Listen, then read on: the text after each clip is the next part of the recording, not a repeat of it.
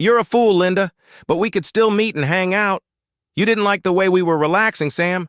What are you saying? You're kidding, yes? Sam looked at her with a mocking look. Listen here. Honestly, in bed, you understand much better than in life. Did you think that I was on top of you? I'll get married right away for this. And tried to let the tears fly out of Lisa's eyes. I didn't try, Sam. I really didn't try on purpose, but since God gave us our baby, Sam interrupted her. Well, since God gave it to you, then go to your God. Let her raise and feed. Lisa felt like such a beautiful rainbow world was collapsing around her. No, this simply couldn't be. Sam loved her. He read her poems. Such beautiful words. Sam said, I don't understand what you're throwing away, my guy. Raised his hands up. Hallelujah! Has it really dawned on you that it's probably very difficult to live with such a retarded brain? I'm not just throwing it away. And I also want to convey to you so that you don't even try to get in my way. I understand. So give me an interruption and don't. Noah got it already. Earlier I had to think about who are you anyway so that I would marry you and the child. You think that I need a child from someone like you? Lisa said. It was barely audible, but Sam made it out from the gray mass. You see, there are people and there are gray masses who, how she lived in the swamp and will always live there. So you are such a gray mass also in the village swamp. Sam threw an envelope on her lap and immediately went to the car. Lisa jumped up and wanted to run after him. Probably you misunderstood. He needs everything explained. Tell what he will have a child. But Sam got into the car and immediately drove off. The girl looked at the envelope, picked it up, opened it, and dollars fell out of it onto her lap. No, after all, Sam understood everything correctly. He even prepared for the conversation. But he might not have come at all. How much time had passed she didn't know. Girl, you feel bad? Lisa raised her eyes. In front of her stood a man about 40 years old, maybe a little older. She didn't recognize him right away, but he recognized her. Wait, you're a student. Oh, sorry, I didn't recognize you. Sorry, I'll go. It was the teacher.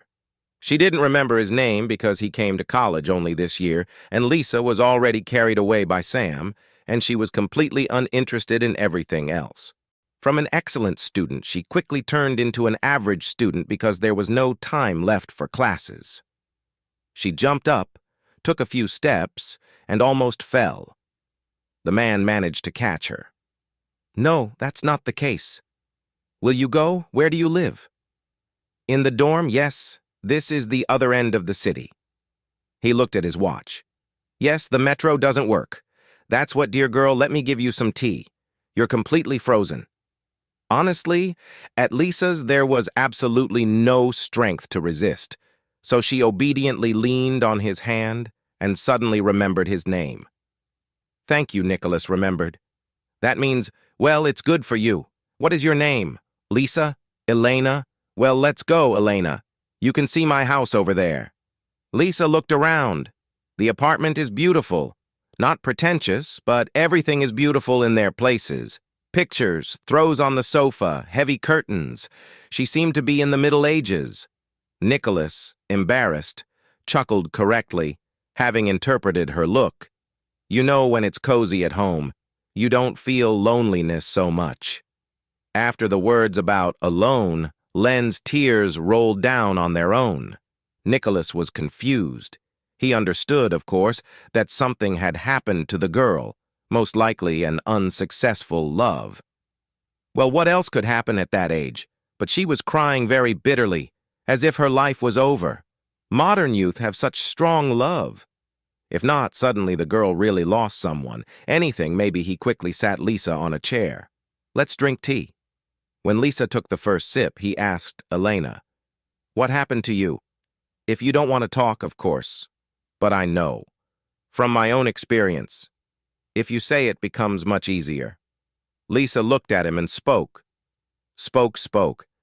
And I felt that it really seemed as if it was getting easier. Only she got tired. More and more by the end of the story, she was openly nodding off. Nicholas decisively lifted her from the chair.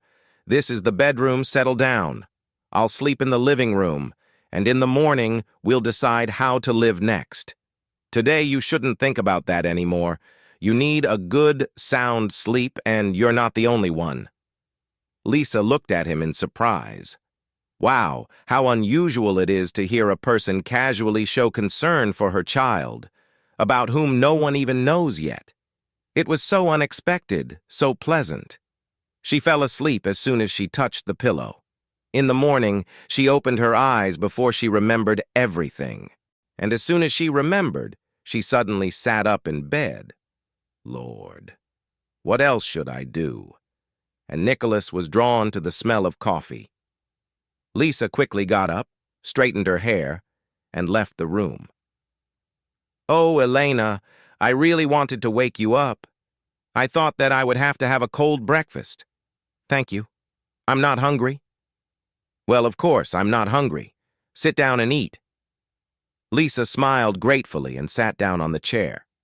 Nicholas looked at her. "I would like to have a serious conversation with you. I think that my proposal should interest you." 25 years have passed. Be patient, Alexander will soon be close. Sam winced in pain. The doctor told him if the operation was not done on time, then everything could end very badly. He didn't listen. And now his personal doctor appeared 2 minutes before the ambulance. "Alexander, okay, I understand everything. Where I am, there is only one doctor who works miracles. She works at the Mission Clinic. I'm already calling." Alexander leaned back in his chair. It was very unpleasant to realize that now his life would be in the hands of a little-known person, especially a woman. He somehow didn't really trust the fair sex, after his beloved wife tried not only to run away from him, but also to grab everything he had, and after all, it was for her almost succeeded. Well, his guys worked on time. Now he was alone, not old, rich but completely lonely. He, of course, tried not to show how all this was pressing. He had to conform when his parents were alive. It was somehow easier. It was, and then they went on vacation. By the way, I bought it, and they wanted to look at underdeveloped countries. So you caught some kind of fever while the doctors were figuring out why they were gone. This was another reason to avoid medicine. The ulcer was discovered somehow unexpectedly, but it was not so ethical. The doctor was aching, instructed him to examine operations, but he kept putting it off. Now he's waiting soon and doesn't understand whether he'll ever return to this office again or not. By the time he was brought to the hospital, he had almost lost consciousness.